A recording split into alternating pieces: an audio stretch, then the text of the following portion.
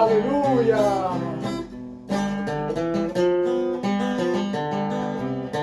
É, Senhor da glória.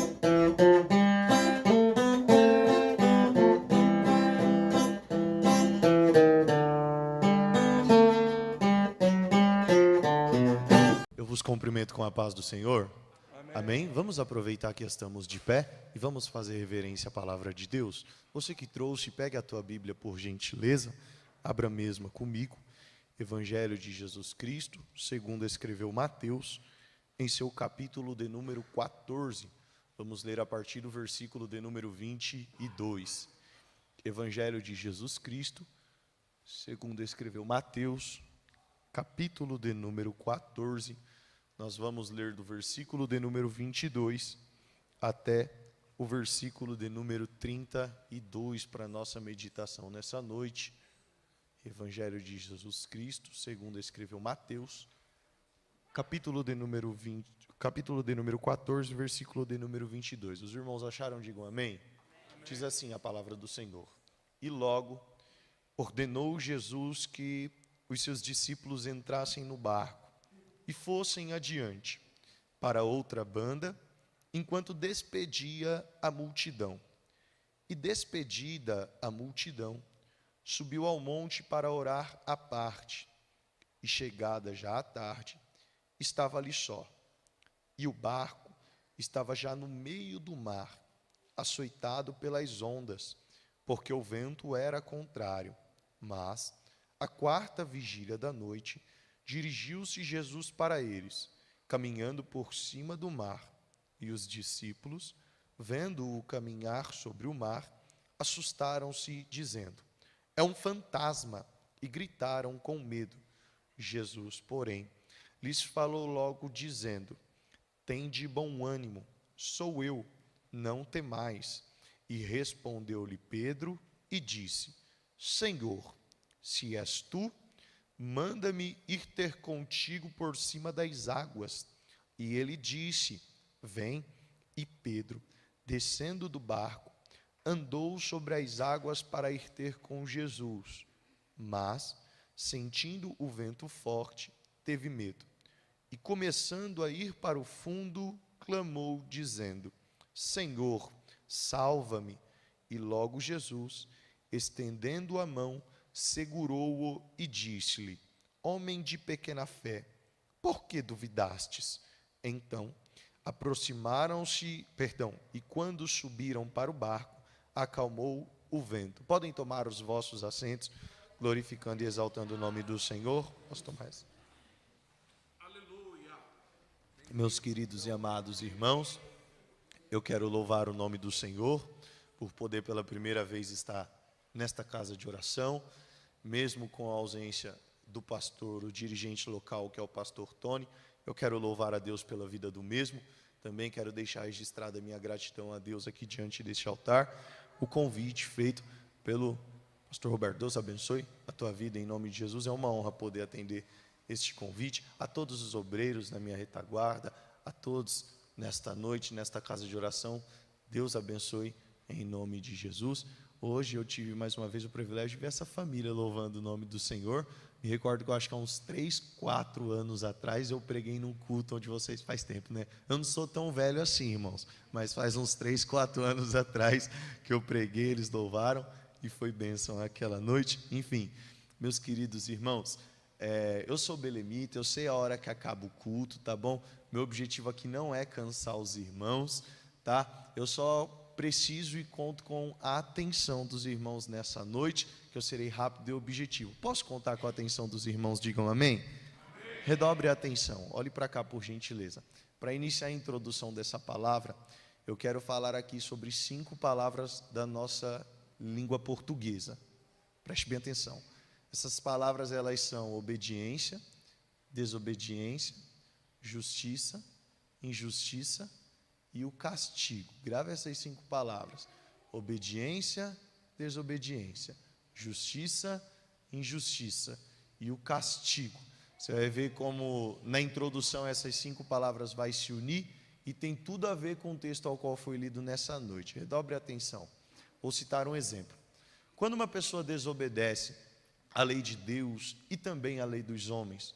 Quando ela comete uma transgressão, logo, essa transgressão que entra como uma desobediência, precisa haver uma punição mediante a desobediência.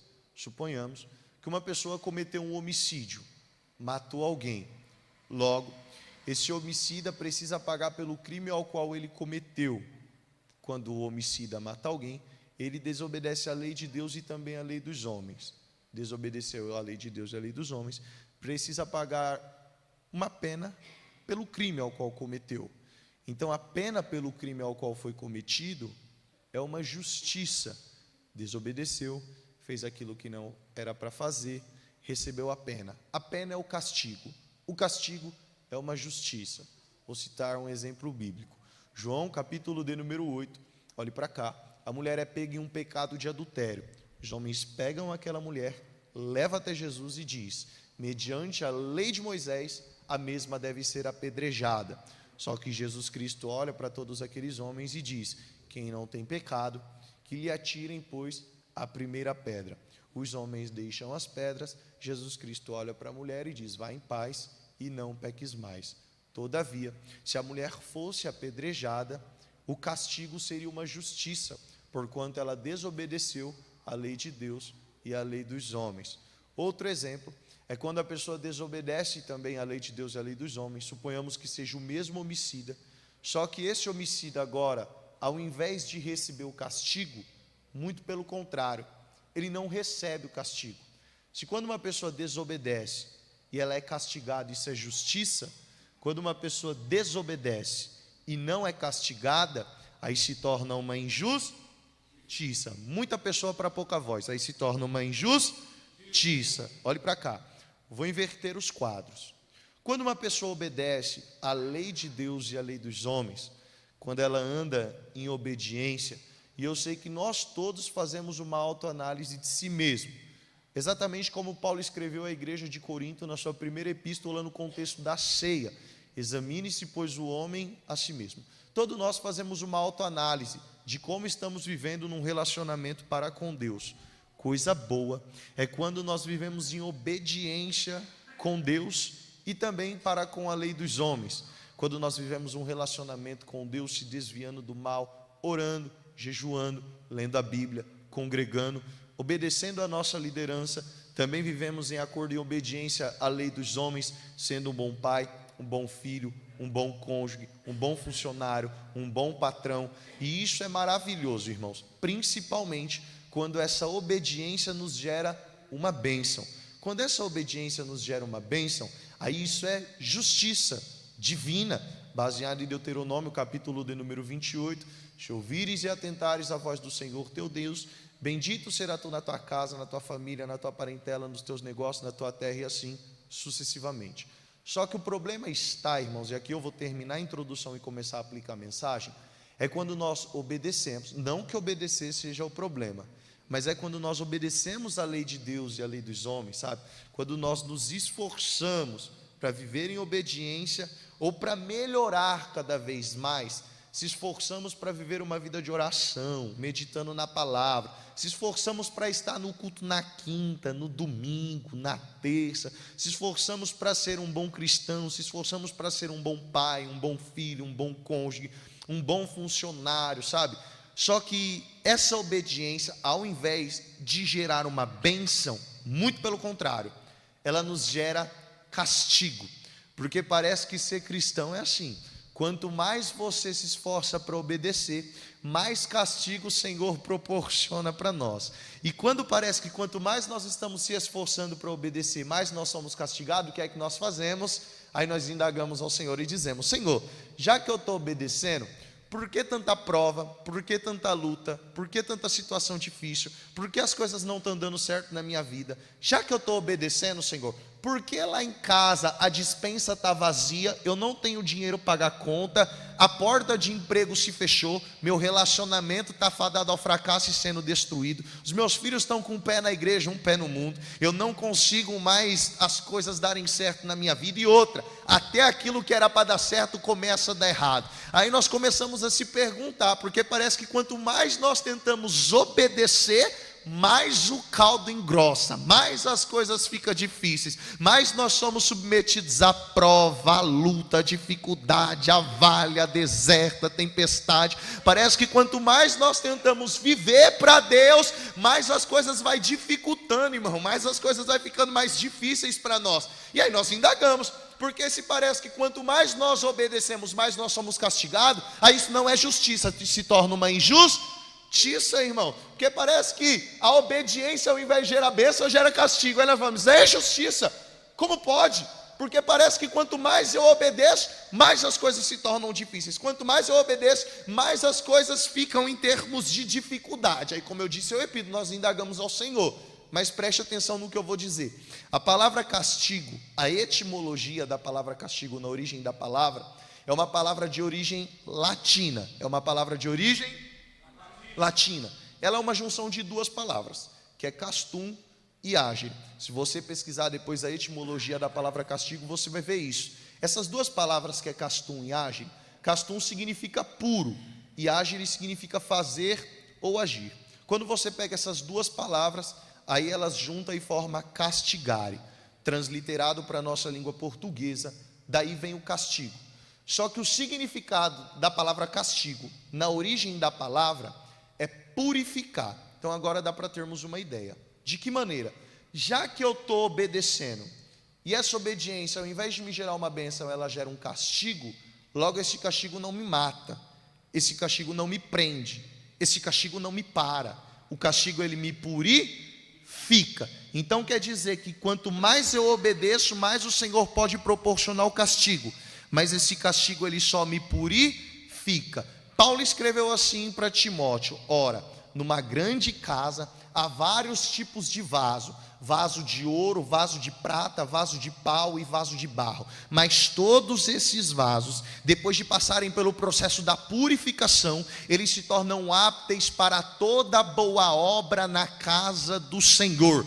Livro do Apocalipse, capítulo de número 3, versículo de número 29, Jesus Cristo diz: eu castigo e repreendo aquele a quem eu amo. O que eu estou querendo dizer com isso? Talvez você entrou por essas portas e você até está se esforçando para viver em obediência, mas parece que quanto mais você se esforça para obedecer, mais o Senhor permite o castigo na sua vida. Eu tenho uma palavra: esse castigo não te mata, esse castigo não te para, esse castigo não te prende. Alguém já levantou a mão na minha direita, é porque está entendendo. Esse castigo ele te purifica.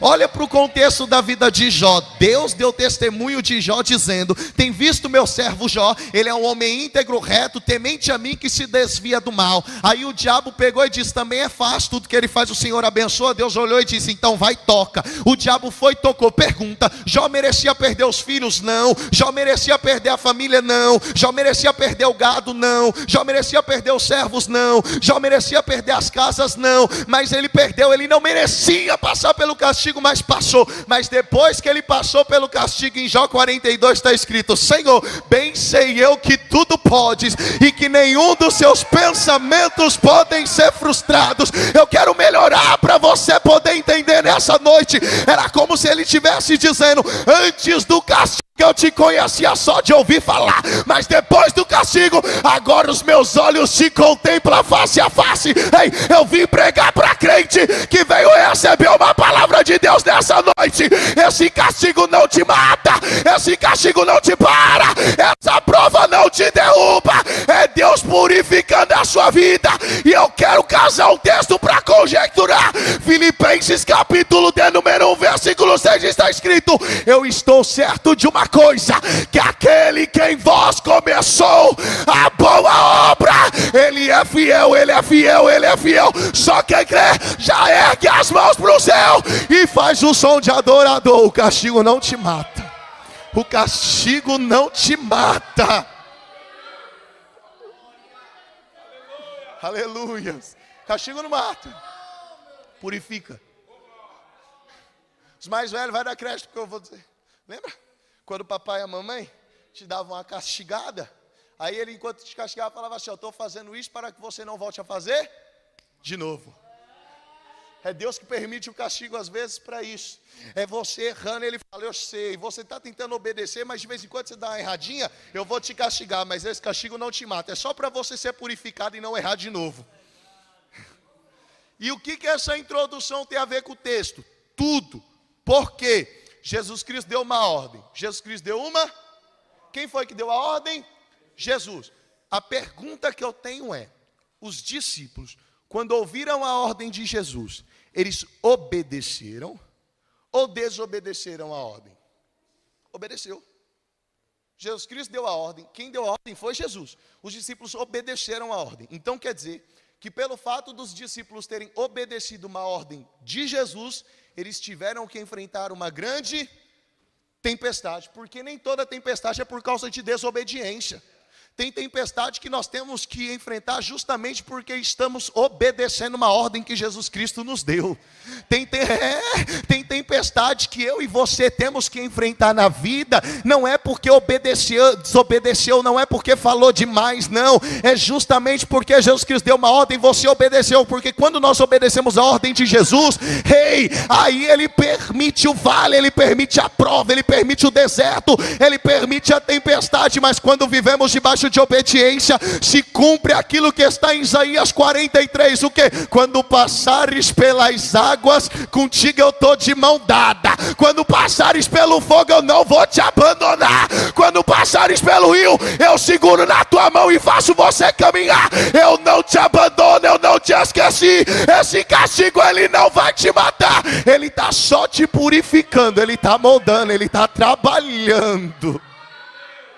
Os discípulos receberam a ordem. Aí imagina eles entrando. Olhe para cá que vai ser muito visual agora.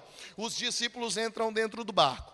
Quando eles entram dentro do barco, preste atenção nisso. Jesus Cristo deu uma ordem: outro lado da margem, me encontrem lá.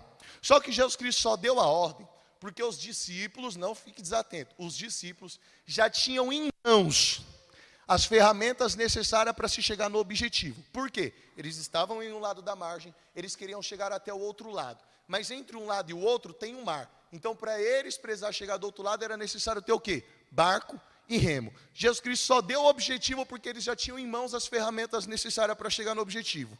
Barco e remo. Eles têm o objetivo e eles têm a ferramenta. Os discípulos entram no barco. Só que o barco dos discípulos há 2000 anos atrás não é igual esse cruzeiro que você foi no final do ano. Não, irmão, não era. Barco de discípulo há 2000 anos atrás, ainda mais de pescador, não tem motor. Então, para sair do lugar é necessário que eles têm que remar. Olhe para cá, pensa comigo. 12 discípulos dentro do barco, com um objetivo. Eles querem chegar do outro lado. Só que a pergunta que eu me faço é: se os discípulos que estão na minha direita, esquerda de vocês, remam, mas os que estão na minha esquerda, direita de vocês, deixam de remar, o que acontece com o barco? Isso aqui, ó. Mas ele não sai do... É a mesma coisa o outro lado. Se os discípulos que estão aqui na minha esquerda remam, mas os da direita deixam de remar, o que acontece? Ele vai rodar para o outro lado, mas ele não sai do lugar. Porque para o barco sair do lugar e chegar até o objetivo, não basta um lado só remar. É necessário que os dois lados venham remando junto. Eu tenho uma palavra para você. Sabe quando as coisas lá na tua casa vai melhorar? É quando todo mundo que está dentro do mesmo barco entender que não basta um lado só remar. É necessário todo mundo remar junto. Eu vou descer, que eu quero falar bem pertinho para as irmãs entender. Olha aqui para mim. Sabe quando o círculo de oração vai mais para frente do que já está indo? É quando a liderança entender que elas vêm remando de um lado e as lideradas entender o quê? Já que a liderança está remando de um lado, eu vou vir remando do outro.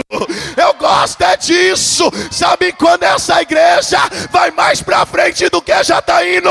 É quando os obreiros que estão na minha retaguarda vêm remando de um lado e as ovelhinhas que estão na nave da igreja entender, já que o púlpito rema de um lado, eu remo do outro. E assim as coisas...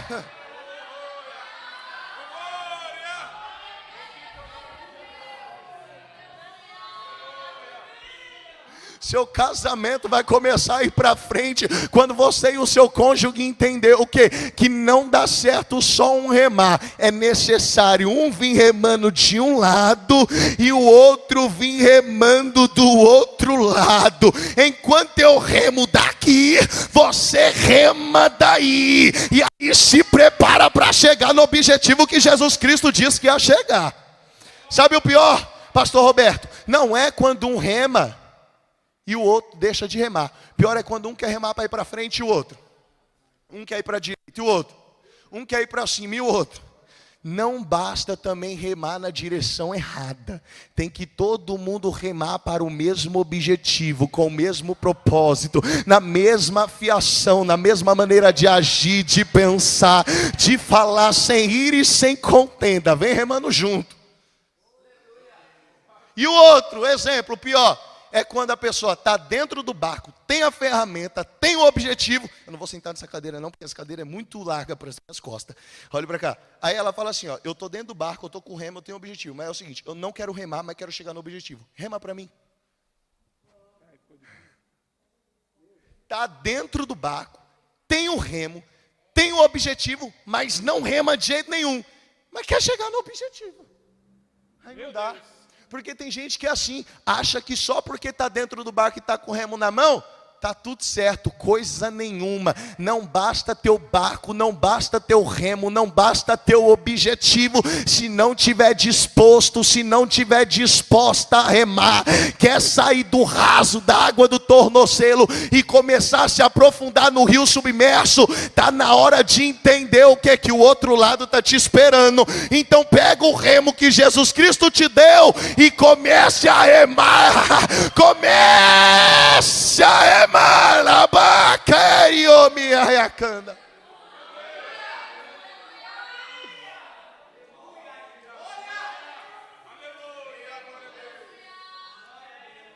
Os discípulos, olha para cá, os discípulos começam a remar.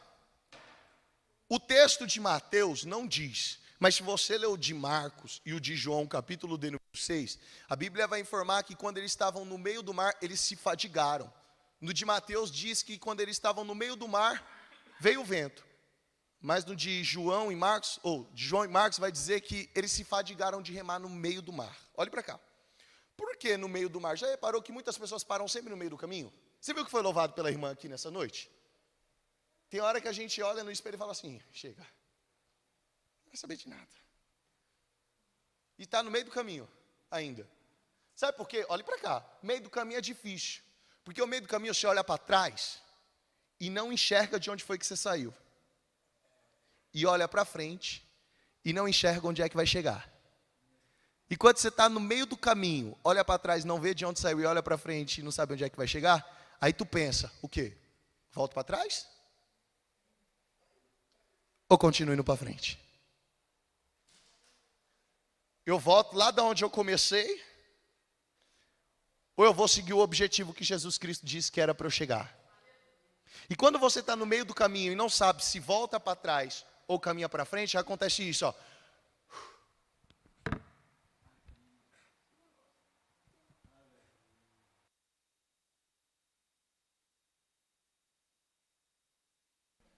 Tem uma historinha que diz assim, ó, que uma pessoa estava em cima do muro. De um lado estava Deus, do outro lado estava o diabo. E Deus estava chamando toda hora, vem pro meu lado, vem pro meu lado, vem pro meu lado, vem pro meu lado. E nada da pessoa vir em cima do muro. E o diabo está só assim de braço cruzado, sem dizer nada. E a pessoa em cima do muro, e Deus vem, vem, vem. E o diabo só do outro lado. E alguém pergunta para o diabo, por que você não chama ele para vir para o seu lado? Aí o diabo respondeu, o muro é meu. Não preciso que ele venha para o meu lado, o muro é meu. Quando nós estamos no meio do caminho é assim, irmão. Aí nós fica, eu volto para trás ou vou para frente. E quando nós paramos de remar, obedecemos a ordem de Jesus que é entrar no barco. Mas simplesmente nós paramos de... Aí Jesus Cristo usa a pedagogia divina. Eu amo a pedagogia divina de Jesus. Sabe qual é? Essa aqui, ó.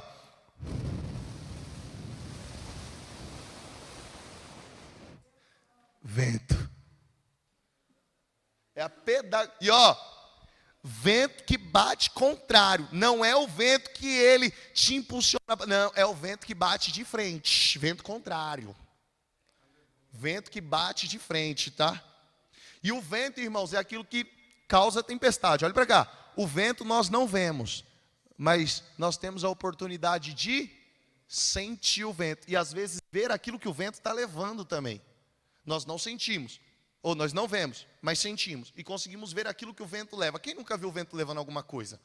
Então, o vento vem antes da tempestade. O vento é aquilo que mostra que tem tempestade na frente. Por exemplo, amanhã é sexta-feira. Pode ser que alguns vão levantar cedo para trabalhar. Quando você sai de casa, aí você sente o vento. Você sente o vento. Aí você é aquele crente que entende tudo de meteorologia do tempo. Você fala assim, ó, esse vento é vento de chuva. Aí você pensa, o vento é de chuva, só que o guarda-chuva não está na bolsa, o guarda-chuva ficou em casa. A pergunta que eu faço é, volto para buscar o guarda-chuva ou vou sem? Uns voltam, mas a maioria fala, já estou no caminho, eu vou ir sem guarda-chuva mesmo. Aí tu está trabalhando o dia inteiro, pastor, o dia inteiro. Trabalhando um sol do norte, um para cada um. Aí quando o patrão olha para você e fala, pega as tuas coisas, acabou o expediente, vai para casa. Quando tu coloca o pé para fora da empresa, chuva. Aí tu lembra do quê? Ficou na onde? Em casa. Sabe o problema? Tu sentiu o vento, sabia que o vento ia causar a chuva, só que você não se preparou para a chuva. Quando ela veio, tu estava despreparado. O vento é a mesma coisa. Quando tu sente o vento está só diagnosticando que está vindo tempestade. Mas se você sente o vento e não se prepara para a tempestade, quando a tempestade vem, tu treme igual vara verde. Como que é o vento? Tu tá na igreja, mas já não sente mais prazer na oração. Tu tá na igreja, mas não sente mais prazer em meditar na palavra. Tu tá na igreja, mas não sente mais o prazer de orar. Tu tá na igreja e vê que os filhos estão com o pé na igreja, um pé no mundo, as coisas estão começando a dar errado. Aí o Espírito já começa e fala, é o vento, se prepara. Se não se preparar, a tempestade te pega desprevenida. Aí o que tu faz? Vale a pena ver de novo, Sessão da Tarde, Jornal das 6, Novela das 7, Campeonato Paulista, Campeonato Brasileiro. Aí fala para vir pro culto, não vem hoje, eu vou pro shopping. Não tô falando que é pecado, mas aí você não vem pro ensaio, não vem pra consagração, não vem pro círculo de oração, só quer ser aquele crente domingueiro. Aí daqui a pouco, quando a tempestade te pega desprevenido, aí tu falou, pastor, a prova bateu aqui em casa, vem aqui fazer uma oração. Não é que o vento veio e você não se preparou. É crente desprevenido, sente o vento e não ora, sente o vento e não consagra, sente o vento e não jejua. Mas eu quero crer nessa noite que tem pelo menos uma meia dúzia de crente que vai se revestir do poder de Deus nessa quinta-feira, e o diabo pode se levantar, mas ele não vai derrubar a tua casa, ele não vai derrubar a sua família, ele não vai derrubar a tua parentela. Levanta a mão para receber. Ei, o diabo não tem poder contra os teus. Pare e vede o grande livramento, pois Deus pelejará por vós. Pega na mão de alguém com autoridade, pega na mão dele, pega na mão dela, dá aquela olhada pentecostal e diz, essa prova não te para. Deus está entrando hoje, Deus está entrando hoje, Ramacana. Ele está na casa. Aleluias, aleluias.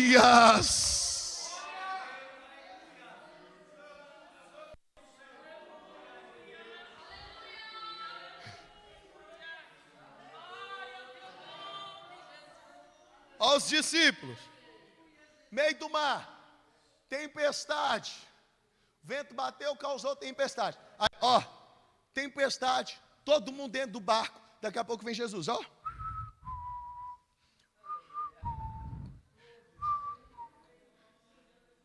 Aí os discípulos, Josué, é um fantasma. Sabe por quê?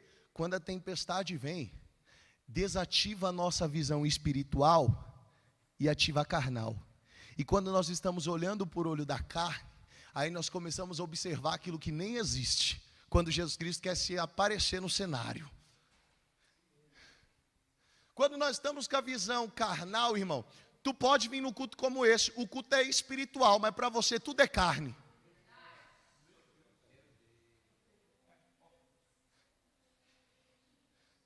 É porque eu não sei cantar, e eu não sei a letra. Mas você viu o que foi louvado aqui?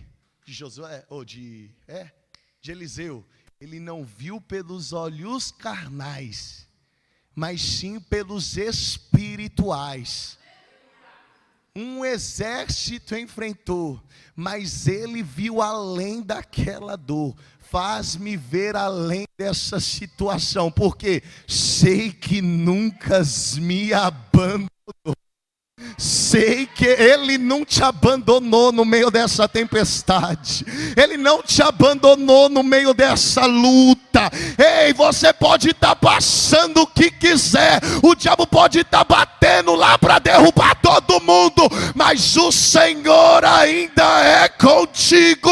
O Deus de Israel, o Deus ao qual eu sirvo, Ele não se esqueceu e nem se esquecerá de vós.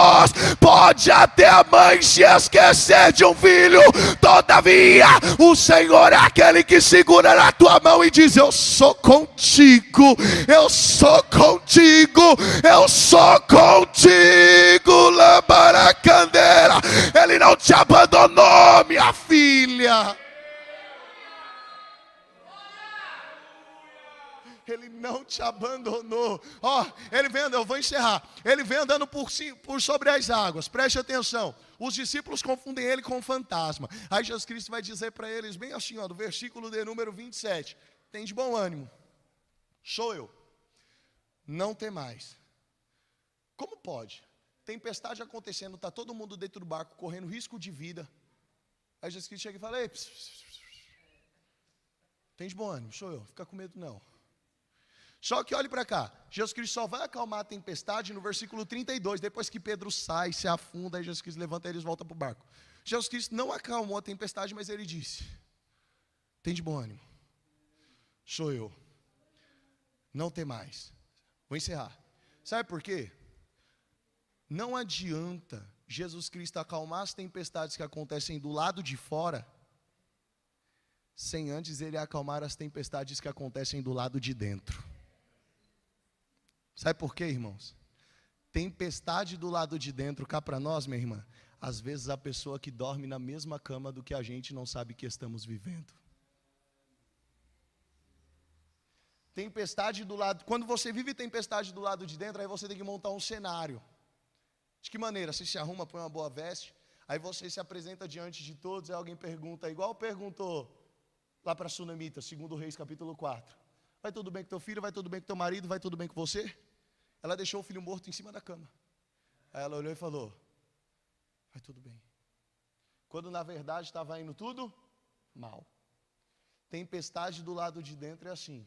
Você sabe que do lado de dentro está tudo mal. Você sabe que do lado de dentro você está juntando os pedacinhos assim, Aí alguém pergunta: vai tudo bem? Você vai: está tudo bem.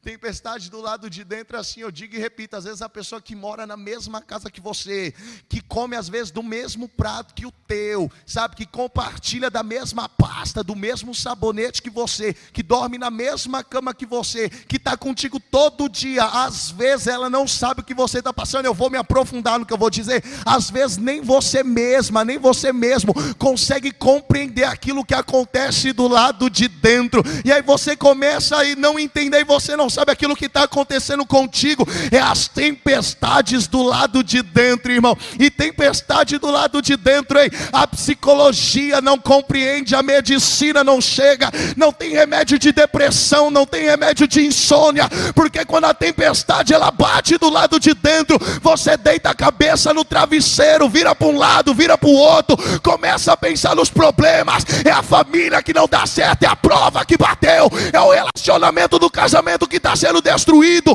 é o ministério que não vai para frente, é a sua vida espiritual com Deus que você não consegue se afastar do pecado, e aí você começa a perceber, está tudo dando errado, a prova bate, vem a situação financeira, e aí você começa a ver que as coisas começam a fugir do teu controle, e aí você começa a se sentir no fundo do poço, você começa a se sentir sozinho, sozinha, parece que nada vai dar certo na tua vida, começa aquela guerra interior, aquela luta, aquela dificuldade, dificuldade, você vem para o culto, não sente presença de Deus, não tem prazer de louvar, não tem prazer de adorar, não consegue nem sentir um arrepio, você entra e sai do mesmo jeito. Mas nessa noite, como já foi dito aqui, Deus ele veio com bálsamo para dizer: eu vou acalmar a tempestade do lado de dentro, eu vou trazer a calmaria do lado de dentro, eu vou trazer a paz, o bálsamo, eu vou trazer paz interior do lado de dentro. Levanta a mão e joga lá no segundo andar. Ei, Deus ele está trazendo paz de espírito para você nessa noite. Ele está indo onde a medicina não vai, ele está indo onde a psicologia não alcança, ele está trazendo aquilo que cura as feridas da alma, essa insônia, essa depressão, o sentimento do suicídio, ele não vai pegar você. Deus ele trouxe hoje eu aqui para te dizer: avisa o meu povo que eu vou passar com bálsamo, avisa o meu povo que eu vou passar com calmaria. Só quem está entendendo e recebendo essa palavra, abre essa boca e adora, que na medida que você adora, ele vai passar com bálsamo. Tem bálsamo, tem bálsamo para você hoje, tem bálsamo para você hoje. Essa tempestade do lado de dentro não te para, essa tempestade do lado de dentro não fará você desviar. Tem bálsamo de Jesus Cristo. Ele está presente aqui hoje para poder te renovar. Ele está presente nessa noite para poder te revestir das armaduras dele. Ele está presente nessa noite. Eu vou dizer algo: ele é mais real do que o ar que respiramos. Ele está aqui para dizer: eu vou passar com bálsamo hoje. Eu estou curando as feridas da tua alma, eu estou curando a dor interior hoje. Ele tem bálsamo para a tua vida hoje.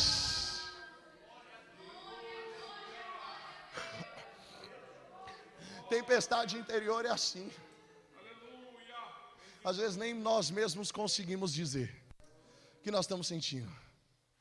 É o que Jesus Cristo fala: ó, tem de bom ânimo, sou eu, não temas. Aí Pedro: Senhor, se és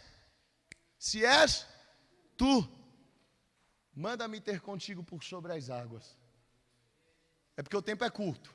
Mas quando ele diz ainda, se és tu, depois de ter ouvido a voz de Jesus, quando ele diz assim, ó, se és tu, dúvida.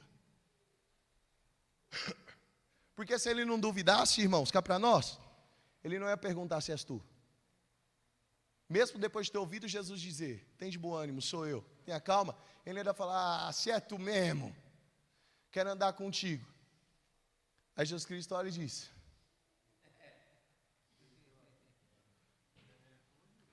quer vir? Vem, olha para cá, olha para cá. Aí ó Pedro, ó Pedro, ó.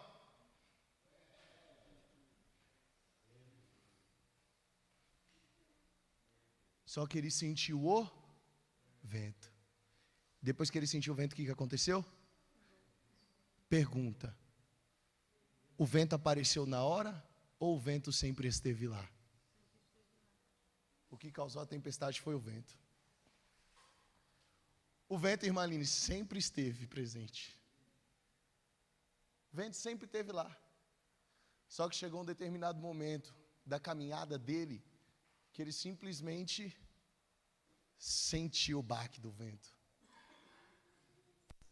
Mas 2 minutinhos. Quando ele sentiu o baque do vento, o que aconteceu? Afundou. Eu não quero cair no mérito, irmãos, que ele caiu a um braço de distância de Jesus Cristo levantou. Não é isso. Não é isso. Mas ele sai do barco, ele anda, sente o vento e afunda. Só que Pedro, ele andou. E ele não só andou sobre o mar, porque no mar estava acontecendo uma tempestade. Então ele andou no mar que estava acontecendo uma tempestade. Pedro um dia andou debaixo de tempestade. E eu sei que eu estou pregando para pessoas aqui, irmão, que já andaram debaixo de tempestade. Eu sei. Com todo respeito, eu acho que se for juntar tempo, não de vida, mas de crente, pode ser que eu seja o mais novo crente que tem aqui. Estou pregando para pessoas aqui, crente velho, que já andou na tempestade, já andou sobre o mar. Está entendendo o que eu estou dizendo, né? Mas aí sentiu o vento e simplesmente começou a afundar. Sabe, já andou quando tinha o que comer, filho pequeno, aquela prova, aquela luta, sabe? Estava quase falando igual a mulher, ó, tem a última refeição aqui, vai comer o meu filho, depois que nós comermos vai tudo morrer. Estou pregando para crente assim, irmão, que já viveu debaixo de luto, debaixo de prova, com a casa toda destruída, derrubada, mas mesmo assim, ó, andava. Mas simplesmente sentiu o vento que sempre esteve lá e afundou. Aí Jesus Cristo foi e levantou Pedro, agora, ó, só para quem está ligado. Pedro desceu do barco, Pedro fez o quê? Depois que Pedro desceu, Pedro fez o quê? Aí ele sentiu o vento e... Aí Jesus Cristo foi e levantou Pedro, sim ou não? A pergunta que eu faço, e aqui eu encerro é, como foi que eles voltaram para o barco? Como foi? Mais lógico. Eles voltou como? Andando, sim ou não? Então quer dizer que Pedro um dia andou, afundou, mas depois que Jesus Cristo levantou, aquele que um dia andou e afundou, voltou a andar de novo. Vocês não pegou, não?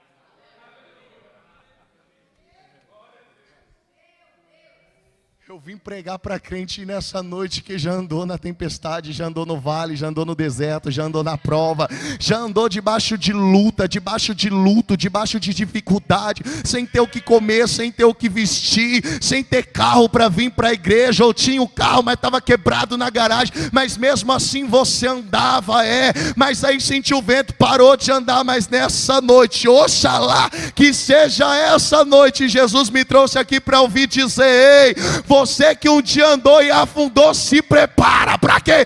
Vai voltar a andar de novo. Quem pregou e parou de pregar, vai voltar a pregar de novo. Quem cantou e parou de cantar, vai voltar a cantar de novo. Aquilo que estava andando na tua vida e parou de andar, se prepara, minha irmã, vai voltar a andar de novo. Pode levantar a mão, ei, que eu estou profetizando mesmo, aquilo que estava parado na tua vida, aquilo que estava parado na tua história, aquilo que estava parado na sua vida, vai voltar a andar de novo. Vai voltar a andar de novo, ei. As coisas voltarão a andar na tua vida, vai. O relacionamento vai voltar a dar certo, vai. O ministério vai voltar a dar certo, vai. Queira o diabo ou não, pode se levantar o perseguidor, pode se levantar o quem for, pode levantar contra boato, pode fazer mentira, mas operando Deus, operando Deus, operando Deus, operando Deus. Tem pessoa que precisa ouvir isso aqui. Tem pessoa que precisa ouvir isso. Me ajuda a pregar nessa noite. Me ajuda a pregar. Pega na mão desse irmão que está do teu lado. Pega, vamos encerrar. Pega na mão dessa pessoa que está do teu lado. Pega com carinho. Na comunhão, irmão, se nós não tivermos comunhão, sei que é chato, mas se nós não tivermos comunhão para poder pegar na mão do nosso irmão, fica difícil de ir para o céu. Olhe para cá, dê uma olhada a pessoa e fala, as coisas vão voltar a andar de novo. Ei, enquanto a vida há esperança, as coisas vão voltar a andar de novo. Não, tem pessoa que precisa ouvir isso nessa noite, que entrou aqui com a vida parada, estacionada. Ei, as coisas vão voltar a andar de novo. As coisas vão voltar a andar de novo. As coisas vão voltar a andar de novo. Queira o diabo ou não, ele pode se levantar, 1000 cairão ao teu lado, 10.000 à tua direita, mas você vai. Você vai. Pode pedir para a igreja se coloque de pé. Se coloque de pé em nome de Jesus. Se coloque de pé em nome de Jesus.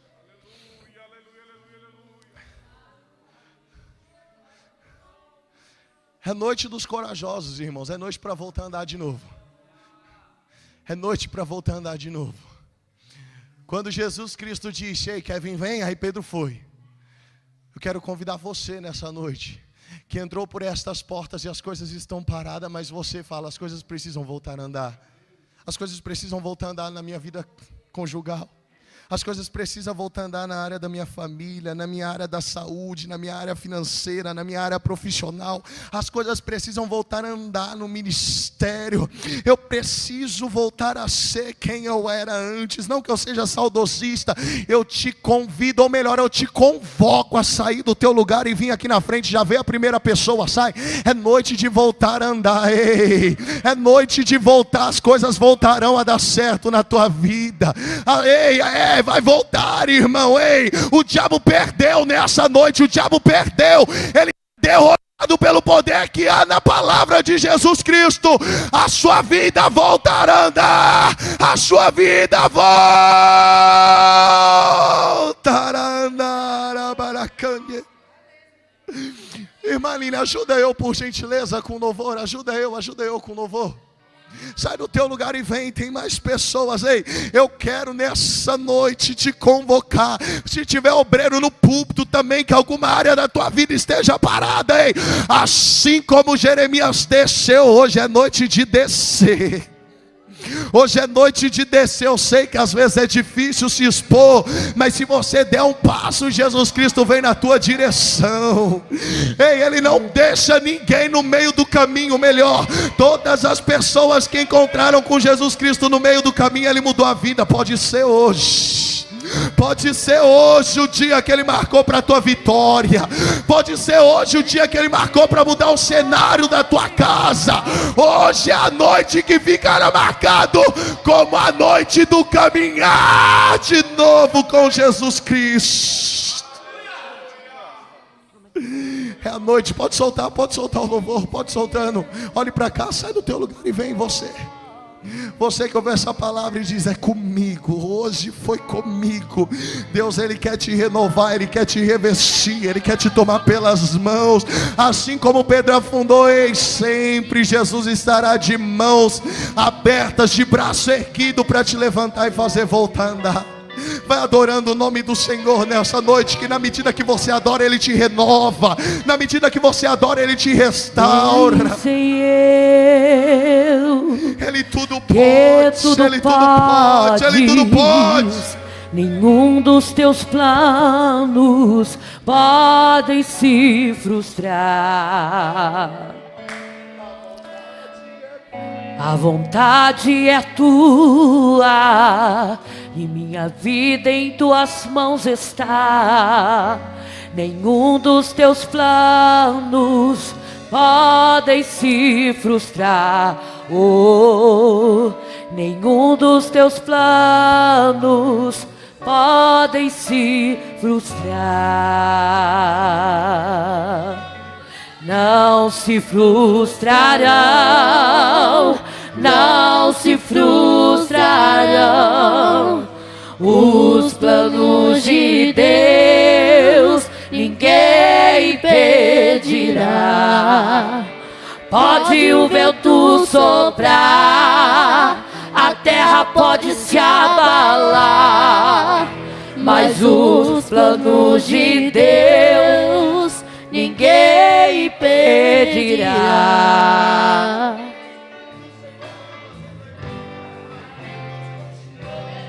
Vem sem eu, que tudo podes, nenhum dos seus planos podem se frustrar.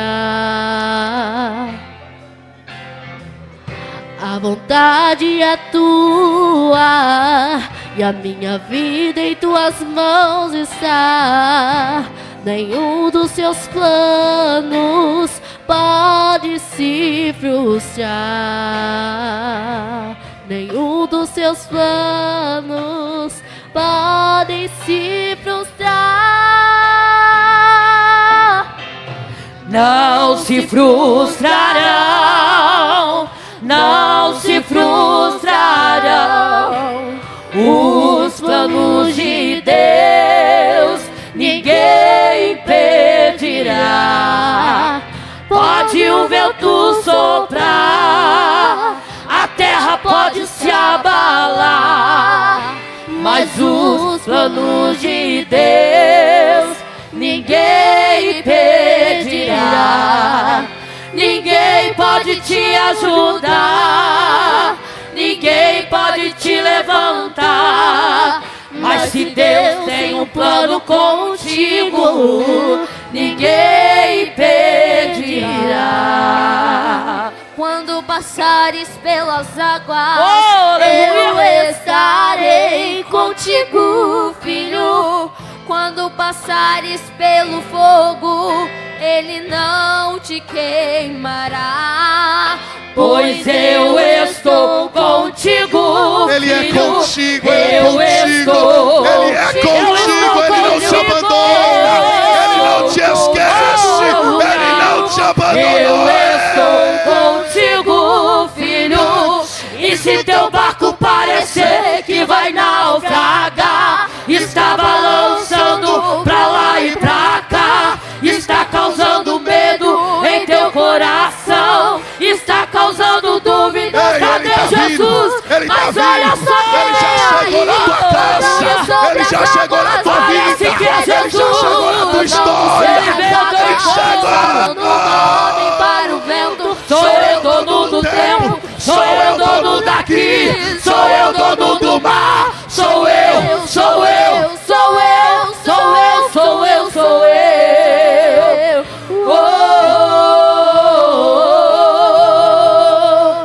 Sou eu. Ninguém pode te ajudar, Ninguém, o homem não ninguém pode, pode te levantar. o teu amigo não Mas pode. se Deus tem um plano contigo, Ele tem um plano contigo, Ele tem um ninguém plano contigo, impedirá. Ele tem um plano contigo, Ele Mas tem. se teu barco parecer naufragar, está balançando pra lá e pra cá, está causando medo, está causando pavor, está causando dúvida. cadê Jesus? Mas olha só, Ele andando sobre as águas, parece que é Ele veio ao Jesus. teu Andando encontro, sobre as águas, está dando uma ordem para o vento. Sou eu dono do tempo, sou eu dono daqui, sou eu dono do mar, sou eu,